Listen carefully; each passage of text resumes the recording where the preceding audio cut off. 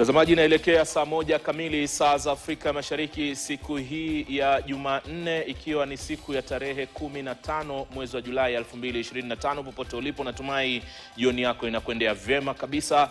Karibu kwenye taarifa kamili za KTN leo, lakini kwanza tuanze na vidokezo. Wakenya kugharamika zaidi kufuatia ongezeko la bei ya mafuta iliyotangazwa na mamlaka ya kudhibiti kawi na petroli EPRA.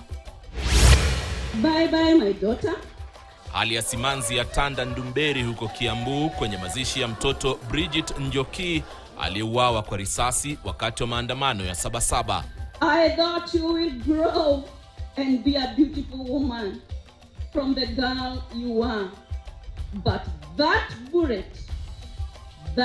bullet has shattered my dreams. Mashirika ya kutetea haki yaendelea kushtumu polisi kwa mauaji wakati wa maandamano, na mamia ya wanafunzi hatarini kufuatia ukosefu wa fedha za kutosha za kufadhili elimu yao ya juu hapa nchini.